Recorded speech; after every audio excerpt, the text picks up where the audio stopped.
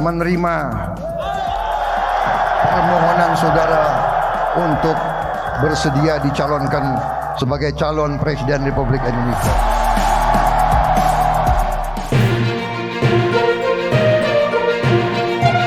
Partai Gerindra dan Partai Kebangkitan Bangsa, PKB, resmi membentuk koalisi.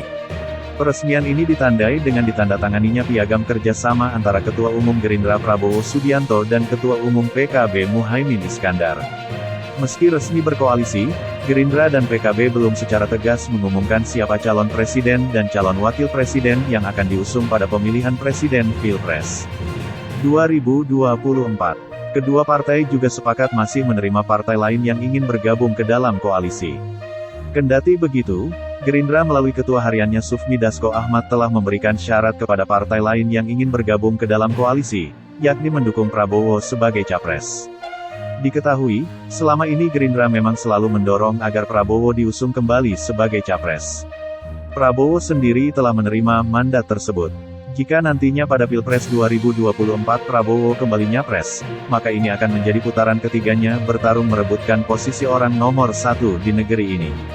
Elektabilitas Prabowo pun berdasarkan hasil riset sejumlah lembaga survei juga selalu di atas. Meskipun, bila dibandingkan dengan tokoh lain seperti Gubernur Jawa Tengah yang juga kader PDI Perjuangan, Ganjar Pranowo, elektabilitas Prabowo cenderung stagnan.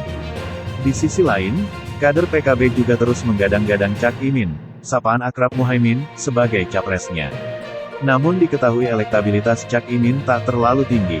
Bahkan di wilayah Jawa Timur yang seharusnya menjadi lumbung suara PKB, konstituen partai ini justru lebih memilih Ganjar dibandingkan Prabowo dan juga Gubernur DKI Jakarta Anies Baswedan, berdasarkan hasil survei Syaiful Mujani Research Center, SMRC. Lantas, apakah PKB akan rela menggeser kursi Cak Imin untuk diusung pada Pilpres mendatang? Atau justru PKB tak mempersoalkan Cak Imin menjadi calon orang nomor 2 di negeri ini mendampingi Prabowo? Kita sama-sama tunggu saja perkembangan berikutnya. Sementara itu dukungan Prabowo untuk maju di Pilpres 2024 juga diberikan oleh Organisasi Purnawirawan Pejuang Indonesia Raya, PPIR. Ketua Dewan Penasehat PPIR Majen TNI, Purn Ari Sujono menyatakan bahwa pihaknya akan membantu Gerindra dan Prabowo Subianto untuk menjadi presiden tahun 2024. Kami akan membantu Gerindra dalam rangka pemenangan pemilu 2024, khususnya membantu Prabowo Subianto menjadi presiden RI, kata Ari Sujono di Kupang, Minggu tanggal 21 Agustus tahun 2022 lalu.